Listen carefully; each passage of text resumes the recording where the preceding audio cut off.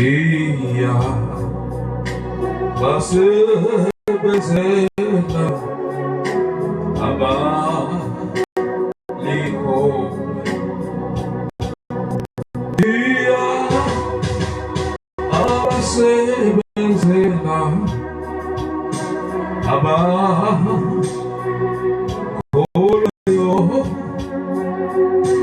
iya basebenzela abakholwayo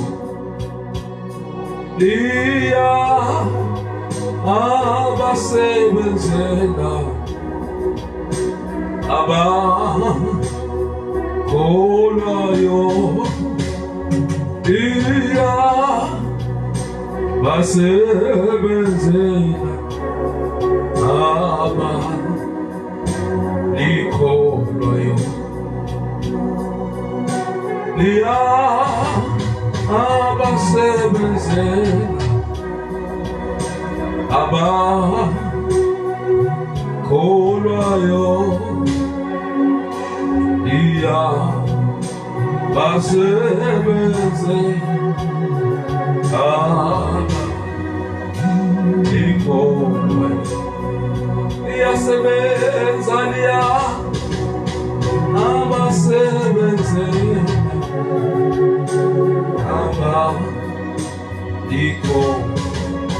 liyasebenza liya abasebenzela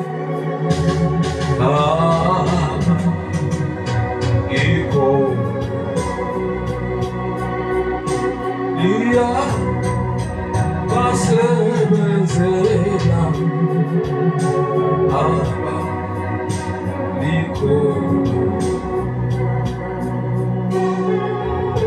liya basebenzela abakholwayo iya basebenzela abakholwayo iya abasebenzela abakholwayo abasebenzela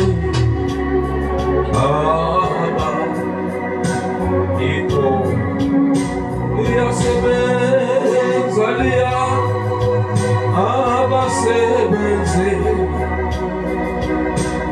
abakholwayo iya basebenzela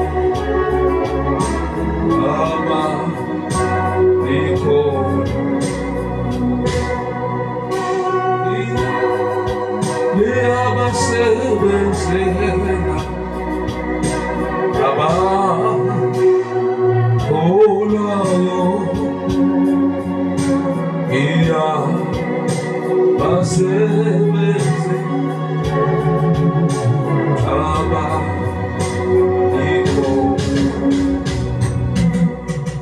Baba egameni likaJesu yise wenkosi yethu nguKristu uJesu wena omudala kunezinsuku zokuphila kwethu God of the ancient of days, the rock of ages, liwana phakade wena wafazulwa ngenxa yethu wena washaywa wathuka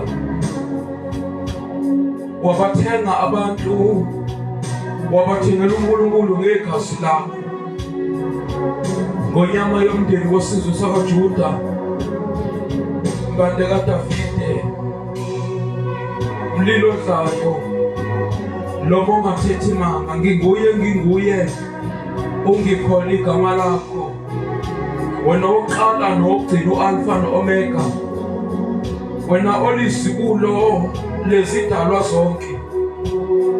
Ngaphandle kwakho akuvelanga lutho. Kukho konke kukhona nokusazoba khona. uNkulunkulu wathona amandla wonke ngegama lika Jesu. Wawudala umhlaba, wawumisa wawusekela ngezwi lakho. uNkulunkulu wethu onamandla onke, elithi izwi lakho anazini ukuthi uJehova uyinkosi, uNkulunkulu. Athobhala kahle yena uhlezi esiyingini somhlaba. Lithi izwi lakho wawumisa umhlaba, wawusekela emaphakadeni. Lithi izwi lakho umhlaba nokugcwala kwawo, izwe nabaphileyo kulo kungukaJehova. Umhlaba uyisenabelo sezinyawo zakho, izulu isihlalo sakho sobukhosi. Bayede nasentambama,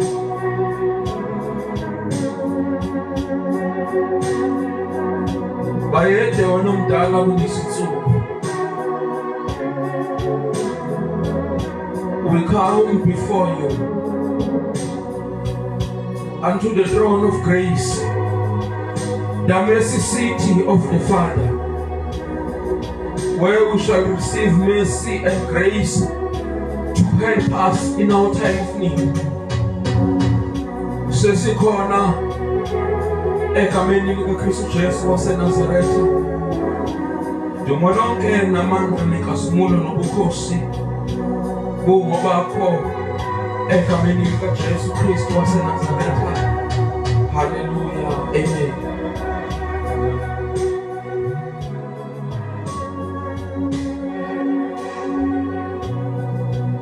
Yabasebenze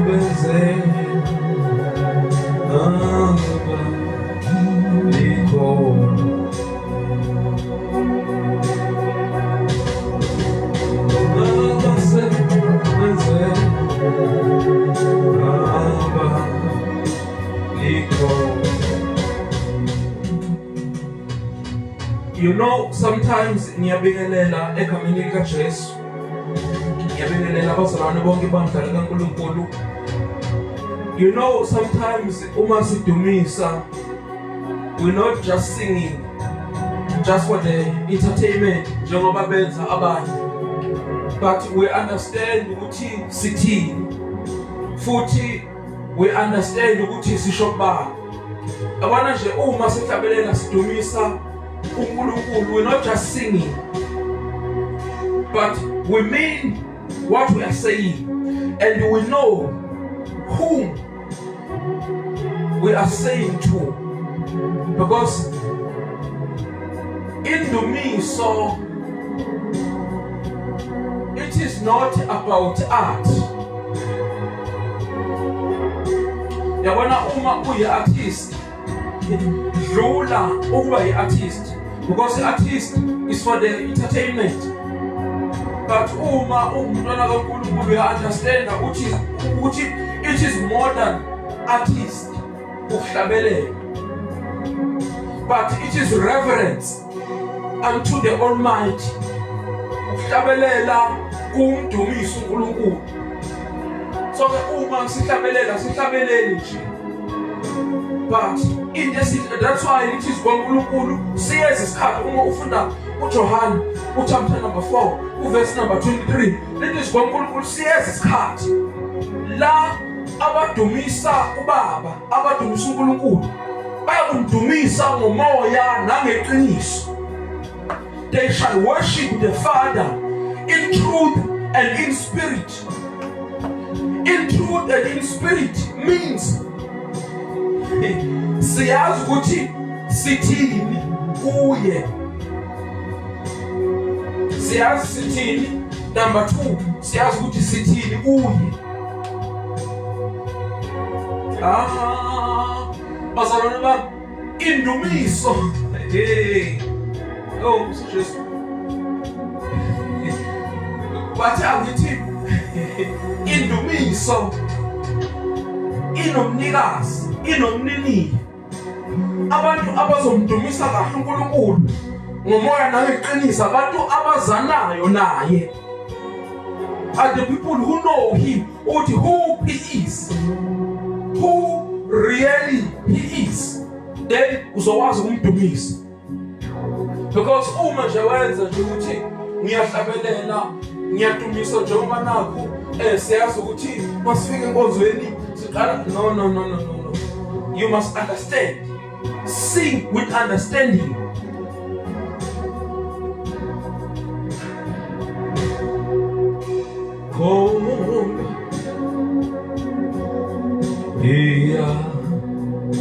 Basebenze aba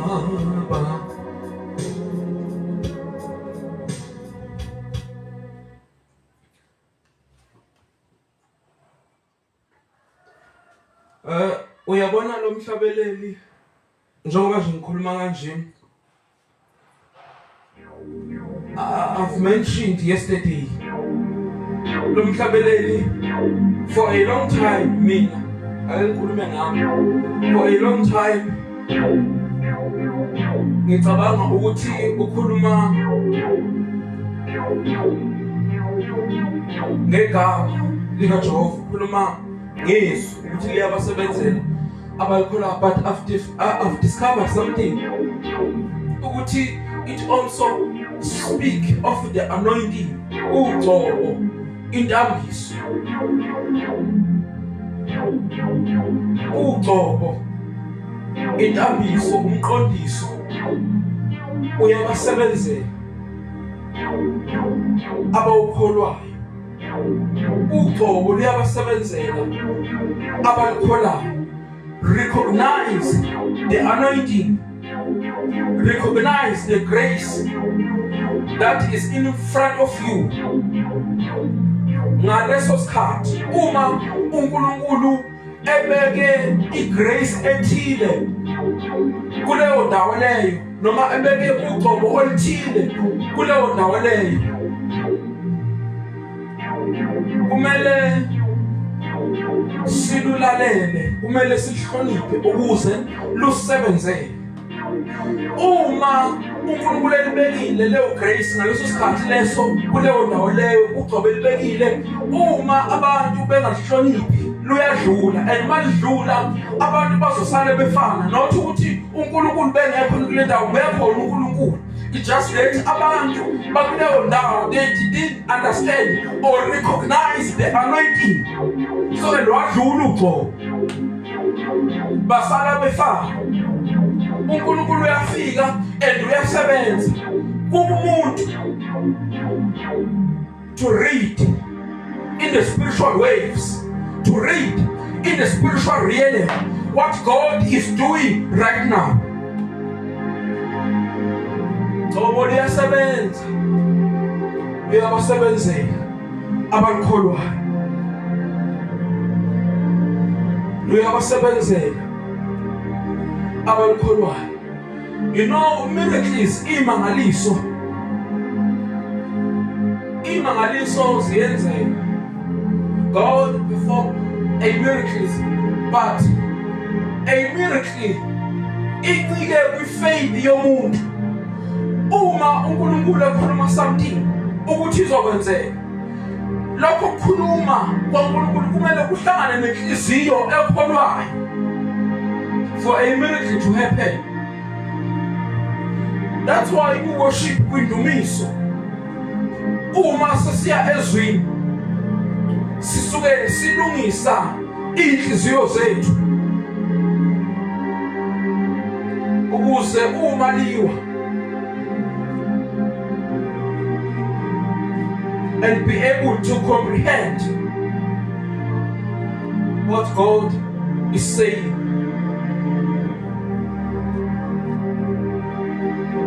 Inhliziyo ezemukelayo, inhliziyo ezimlambela uNkulunkulu, inhliziyo ezikufunayo uNkulunkulu ukuthi Nkosi silambela wena, sifuna njengoba nisizela sizile kumuntu.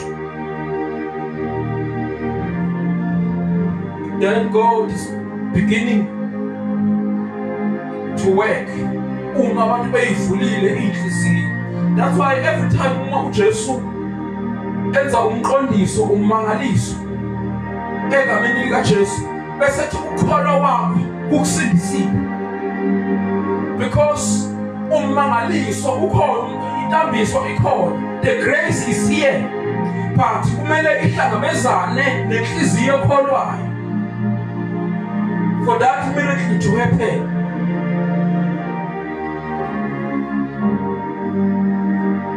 Liyabasebenzela abakholwayo. uNkulunkulu angakwazi ukufika abantu besale befana. Thobo luyabasebenzela abakholwayo. Ngicela ukuthandaza egameni likaJesu sengiqedile.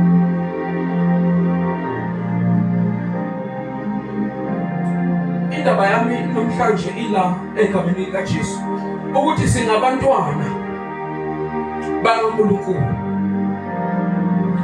Uthi uJohane umvangeli chapter number 1 verse number 12, bonke abamemukela wabapha amandla ukuthi babe ngabantwana bakaNkulunkulu, nalabo abakholwa egameni lakhe wabapha amandla. Uma ufunda ezinye ihumusho lithi he gave them the right to become the daughters and sons of God. He gave them the right. Wabanikeza ilungelo.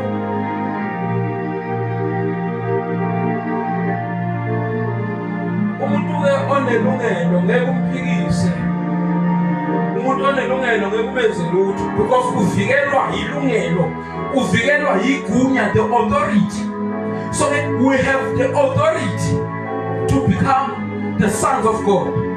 Devil, likes it or not, cannot change what God has done in our lives. Ngeke akushintshe ukuthi singabantwana bakaNkulunkulu.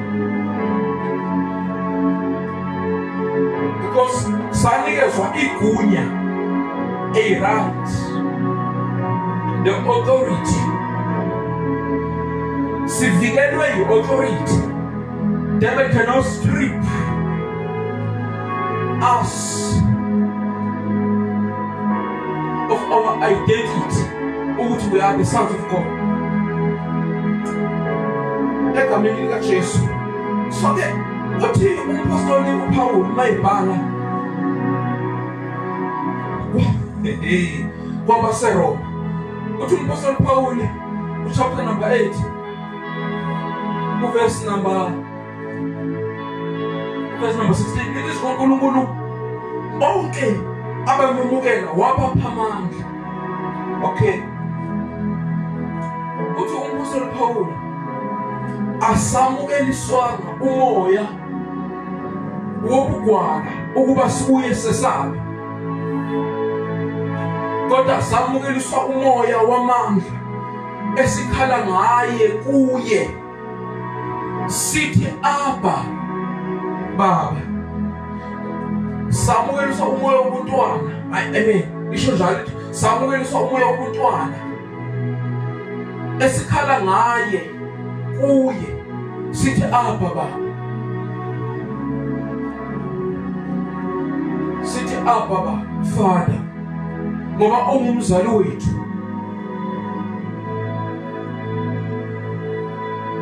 Ungumzali wethu thina singabantwana. So ke uthi umpostoli Paul samukeliswa ngomoya wogwala ukuba sibuyise, kodwa samukeliswa umoya wobuntwana esikhala ngaye lowo moya, esikhala ngaye lowo moya, umoya ongcwele, umoya kaNkulunkulu, kuNkulunkulu kuBaba, sithi Abba Baba.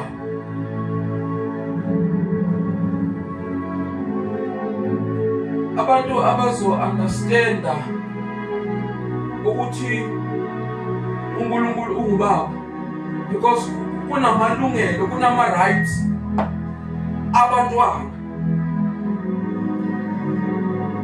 whereas outsiders have no right.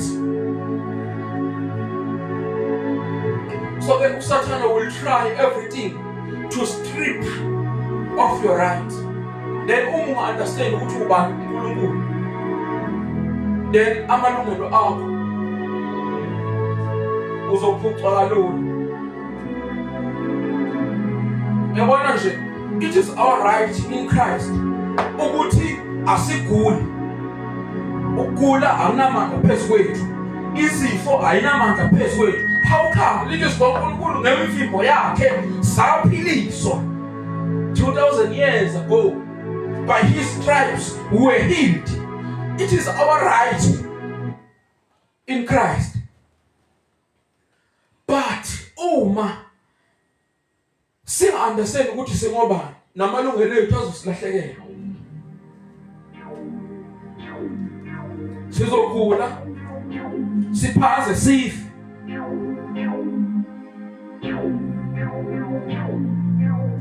Kanti silahlekelwe ukuthi singobani.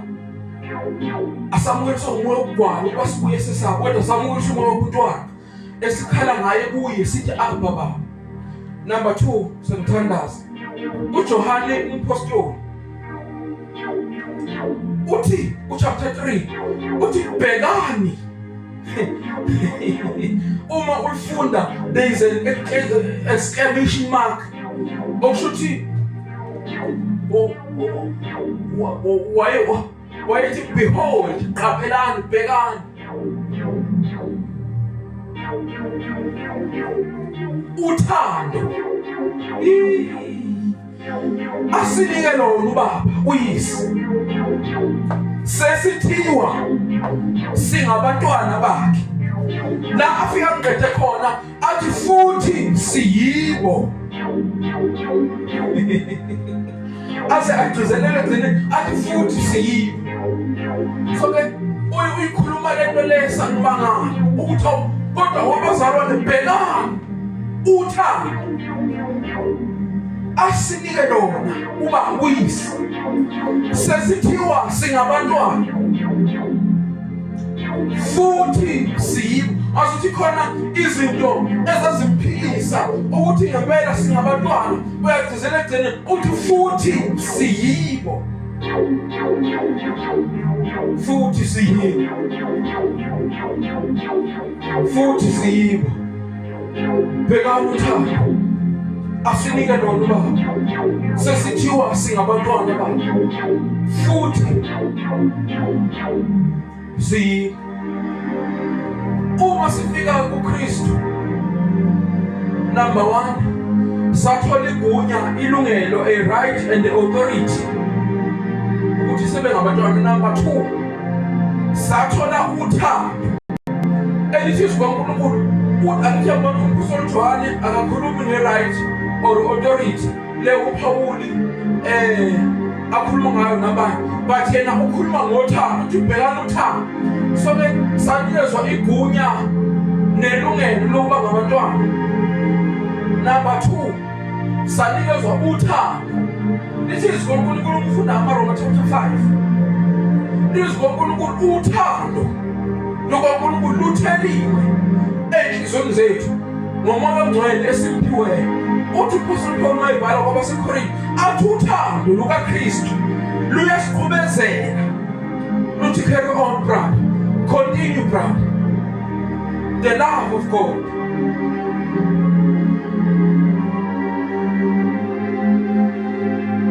We have to understand the love, because uthando luyanqaba.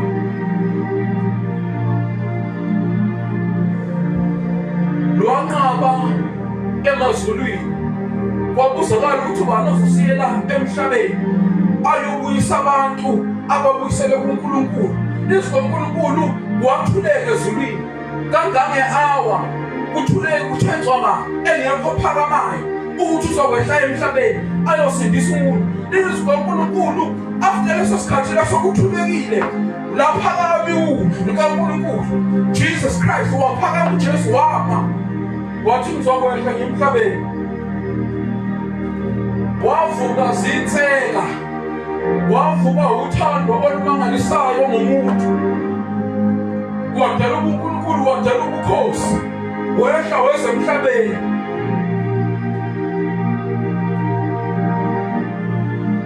Because of the love. Because of the love. So ilungelo negunya nothando ukuthi sibe ngabantwana futhi siyibo. Ukuthi ubonile izono usathane uzothi phelile indaba yakho, you are an outcast, usulahliwe.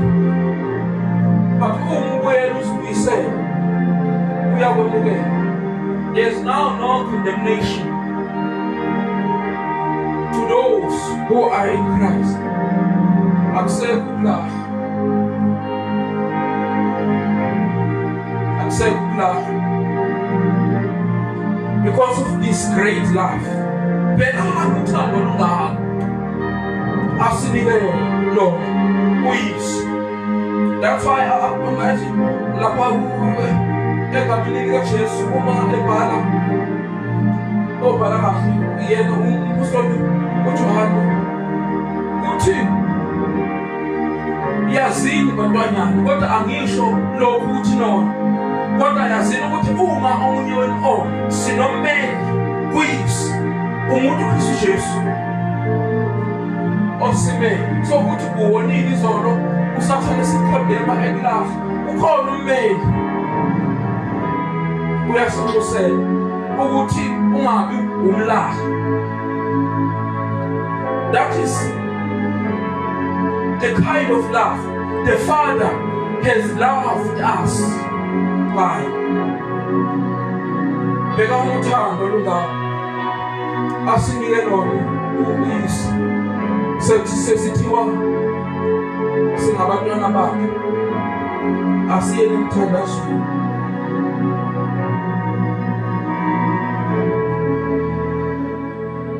Siyabonga uNkulunkulu wethu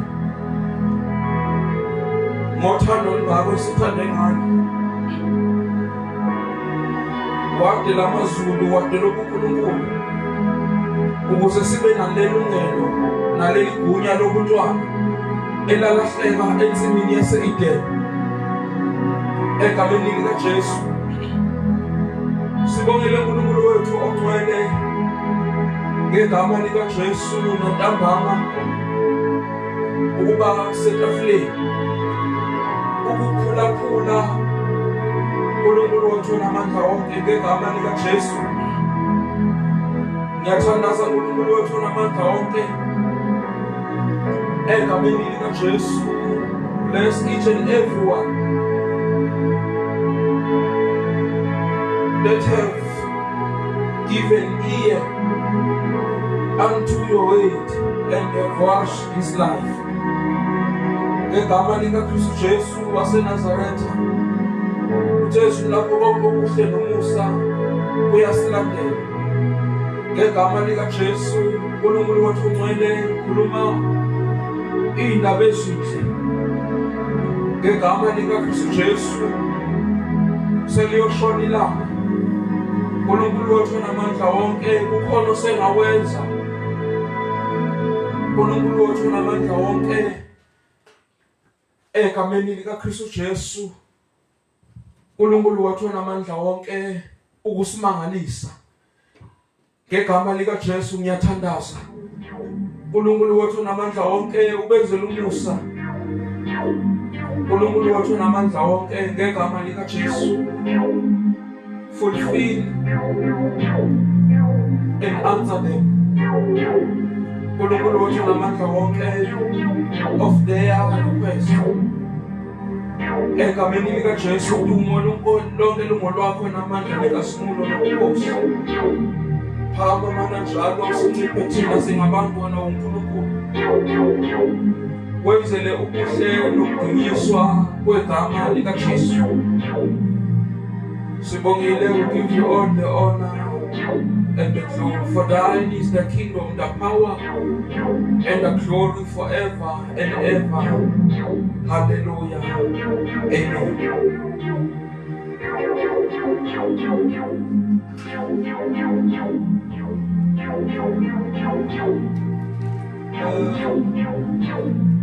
God bless you, Pastor Nagamu, for your time. Egameni likaJesu, that you are watching this life. uNkulunkulu umusa wonke angibusise egameni likaJesu. Amen.